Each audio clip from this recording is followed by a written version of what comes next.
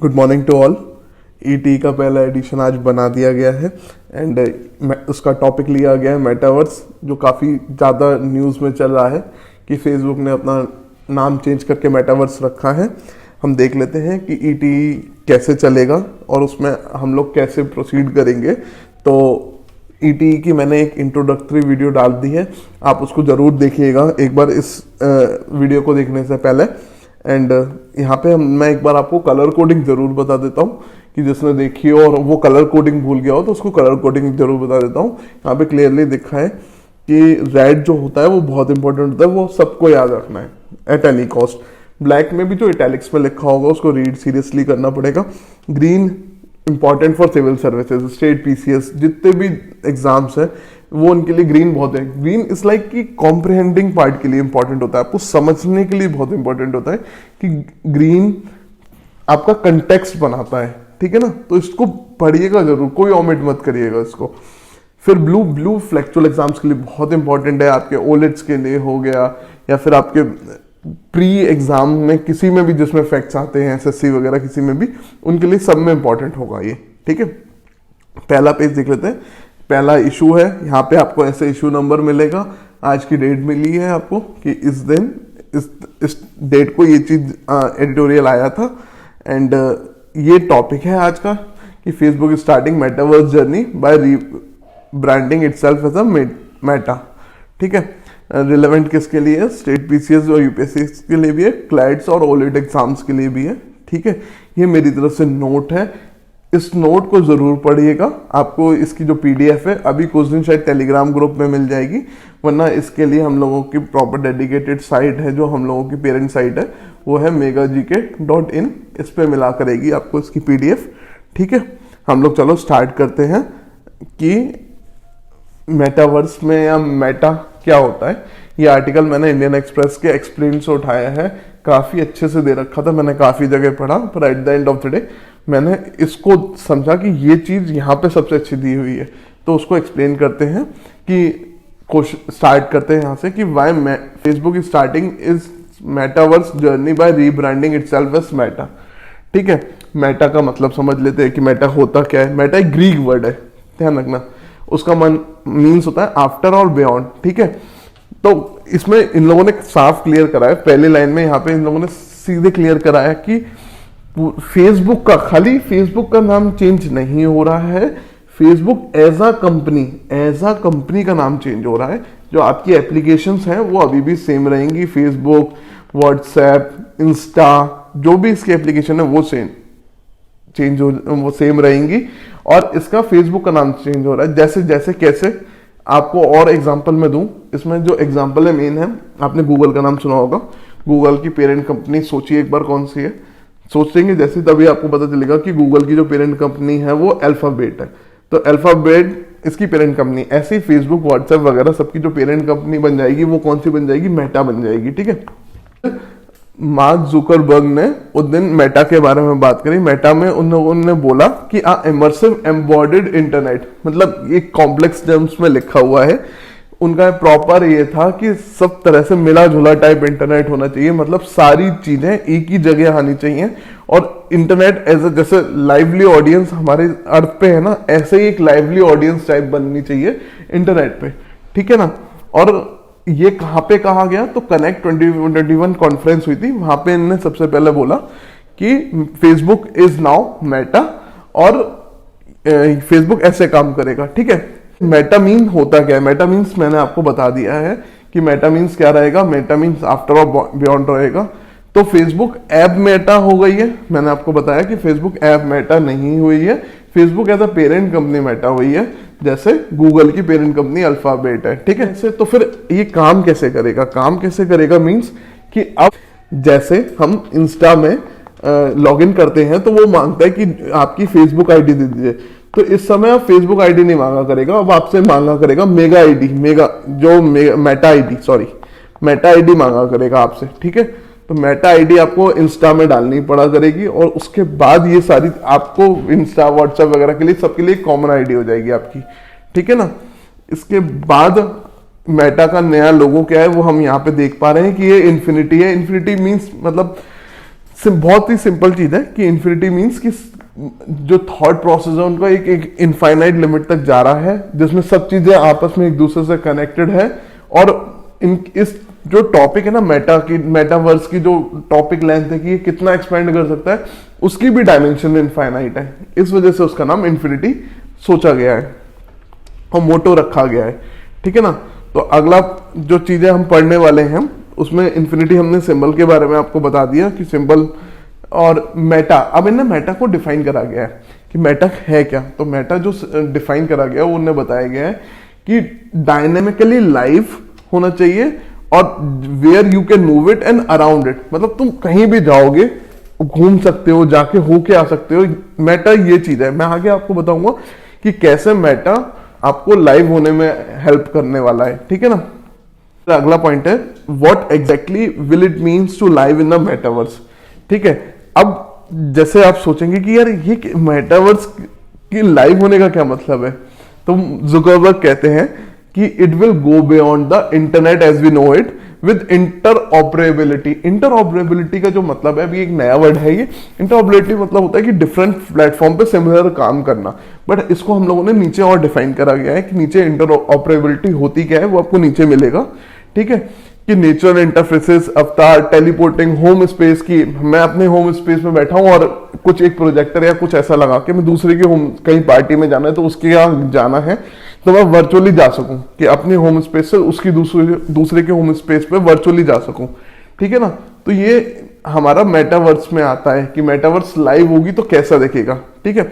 तो ये अब ये कहां से लिया गया, मेटावर्स का कॉन्सेप्ट लिया गया, नोवेल थी स्नो क्रैश बाय नील स्टीफेंसन की, वहां से ये कॉन्सेप्ट उठाया गया था। और जो हमारा प्रेजेंट मेटावर्स का कॉन्सेप्ट है वो इतना ज्यादा मतलब आइडियल टाइप नहीं है, हम प्रैक्टिकलिटी पे डील कर रहे हैं। इस नोवेल में तो ज्यादा ही आइडियल टाइप बता रखा है, उसको ज्यादा ही खींच रखा है, पर ऐसा नहीं है। हम अपने रियल कॉन्सेप्ट में हम क्या क्या कर पाएंगे मेटावर्स में, हमें क्या क्या मिलेगा। तो हम one could experience in digital space like कि उसको रियल होलोग्राम मिल जाएंगे वहां पे, वर्चुअल अवतार मिलेंगे वहां पे। कि भाई रियलिस्टिक होलोग्राम मींस क्या होता है, वर्चुअल अवतार मतलब क्या होता है कि सेम चीज जो मैंने थोड़ी देर पहले बोली कि आप एक पार्टी में जाएंगे, पार्टी में जाके सब लोगों को जरूरी नहीं है वहां पे आना पड़े, आप डिफरेंट लोग वहां पे अपने वर्चुअली आ सकते हैं, इंटरेक्ट कर सकते हैं और जा सकते हैं। जैसे हमने बहुत सारी मूवीज में देखा कि एक कॉन्फ्रेंस रूम बना होता है और इसमें जैसे बाकी लोग अगर प्रेजेंट होते हैं तो उनका जो मेन लीडर होता है वो एक प्रोजेक्टर के थ्रू सामने सीट पे बैठ जाता है और फिर आके सिस्टम चलता है। ठीक है ना। इसका एग्जांपल जैसे मैंने अभी बताया सेम चीज है कि it could be possible for two people in different cities on a planet to attend a concert together, even attend a party with virtual और होलोग्राफिक अवतार्स। ये मैं आपको क्लियर कर चुका हूं कि ये कैसे काम करने वाला है। एंड सबसे इंपॉर्टेंट कैरेक्टरिस्टिक्स क्या है मेटावर्स की, कि इट इज लाइव होगा, कंटिन्यूअस होगा और आप इसे रीसेट नहीं कर सकते, आप दोबारा वापस नहीं आ सकते, क्योंकि वो मिक्स्ड रियलिटी है। मिक्स्ड रियलिटी मींस कि इस समय लाइव चल रहा है ये और आप वर्चुअली वहां पे पहुंचे हो। फिर जुकरबर्ग साथ में वार्न भी करते हैं आपको कि ऐसा नहीं होगा कि खाली आपकी जिंदगी स्क्रीन की हो जाएगी। It is more sort of more interacting. जो हमारे बैरियर्स हैं, डिस्टेंस के बैरियर्स हैं, टाइम के बैरियर्स हैं, ये सारे ओवरकम करने के काम आएगा ये मेटावर्स। अगला क्वेश्चन है कि how does Facebook plan to build a metaverse. क्या फेसबुक अकेले बना रहा है मेटावर्स, कि फेसबुक कह रहा है कि नहीं मैं संभाल लूंगा, तुम सब लोग रहने दो, मैं ही बनाऊंगा मेटावर्स। तो क्या ऐसा पॉसिबल है? तो कहते हैं नहीं ऐसा पॉसिबल नहीं है। Metaverse is like Facebook maximum क्या कर सकते हैं, एक सॉफ्टवेयर बना सकता है, कुछ डिवाइसेस बना सकता है, बट मेटावर्स पूरे रियलिटी में आने के लिए बहुत सारे प्रोजेक्टर टाइप्स चाहिए, 3D प्रिंटर्स टाइप चाहिए और भी बहुत सारी ऐसी डिवाइसेस चाहिए जो इसको कर सके, जमीन पे ला सके। तो उसके लिए जितने भी मैन्युफैक्चरर्स हैं, जितने भी और टेक्नोलॉजिकल एडवांसमेंट पे जो काम कर रहे हैं, उसको डिवाइस को, ऐसा नहीं है कि वो डिवाइस बनी नहीं है, डिवाइस बन चुकी हैं, पर नॉर्मल पीपल के यूज में कम आ पाएंगी जब उनकी लो कॉस्ट होगी। तो उसका मेन इस समय जो मेन टास्क है ना, वो सारी डिवाइसेस को लो कॉस्ट पे लाना ज्यादा से ज्यादा पीपल्स के लिए। अब आप कहोगे कि वो डिवाइसेस क्या क्या हैं, तो वो डिवाइसेस हैं VR and AR device. VR means virtual reality, AR means augmented reality. अब वीआर और एआर पढ़ते ही हमको समझ में आता है कि सर ये वीआर और एआर तो आपने बता दिया, पर ये है क्या, रियलिटी में फर्क क्या है। और हमें तो आज से पहले बहुत बार कंफ्यूजन हुआ है कि वीआर और एआर में फर्क क्या होता है, वीआर और एआर फर्क कैसे है, कैसे कैसे चीजें होती हैं चेंज। तो इसको मैंने लास्ट पेज पे तो एक्सप्लेन करके उसकी डेफिनेशन वगैरह साथ दे दी। मैं आपको एक प्रैक्टिकल एग्जांपल बता देता हूँ कि कैसे वीआर और एआर में फर्क आता है। कि जैसे कभी आपने मूवी देखी तो आपने वर्चुअल, पहले तो सबसे याद रखो कि वर्चुअल रियलिटी जो होती है उनको आप ग्लासेस में महसूस कर सकते हो। तो जैसे वर्चुअल रियलिटी के ग्लासेस आते हैं, वीआर ग्लासेस आते हैं जो आप आईज पे लगा लेते हो और सिर्फ फिर आप वर्चुअल वर्ल्ड में चले जाते हो, आपको दिख जाता है, पर वहां कुछ रियल नहीं होता। आप किसी चीज को टच नहीं कर सकते, कुछ नहीं कर सकते, बस आप महसूस कर सकते हो कि मैं यहाँ पे खड़ा हूं, सामने पेड़ है, यहाँ ये नदी बह रही है, इस तरह से। बट जब एआर की बात आती है ना, तो आपने सबसे इंपॉर्टेंट एग्जांपल्स क्या है कि जो वर्चुअल म्यूजियम्स है, कि आप एक प्लेस पे छोड़ दिया जाएगा, आपको एक स्पेक्स दे दिया जाएगा और कान में ईयरफोन दे दिए जाएंगे, कुछ दे दिया जाएगा, और वहां पे क्या होगा कि जगह जगह पे आप देखोगे कि दीवार पे आपको पुरानी एशियन मूर्ति दिख रही है, पेंटिंग्स दिख रही हैं, कुछ बड़े बड़े स्ट्रक्चर्स दिख रहे हैं। क्यों? वहां पे टैगिंग कर दी गई है उन स्ट्रक्चर्स वगैरह की, जिससे आप फील कर पाओ कि देखो ये ऑग्यूमेंटेड रियलिटी है। तो इसमें क्या है कि वहां पे रियल भी हैं वो चीजें और आपको दिख भी रही हैं, खाली वर्चुअली नहीं है। तो ये फर्क होता है वीआर और एआर में। और वीआर एंड एआर का एक इंपॉर्टेंट एग्जांपल क्या है, वो ऑक्यूलस क्यूसेट 2 और 3 है। And there are also VR devices called project Cambria जैसे वीआर डिवाइसेस बनी हुई हैं।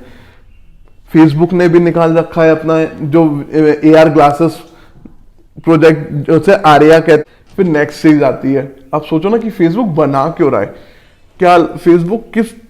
क्या रीजन है कि फेसबुक को बनाने सोच रहा है मेटावर्स बनाऊं, और इसकी रियलिटी क्या है। देखो यार, एक चीज बहुत क्लियरली याद कर लो कि ये लोग फेसबुक मेटावर्स बना के कुछ हम लोगों पे वो एहसान नहीं करने वाला, कुछ नहीं करने वाला। सेम इट इज कॉलोनाइजेशन का कॉन्सेप्ट पढ़ा था। मैं ओपिनियन दे रहा हूँ थोड़ा सा यहाँ पे।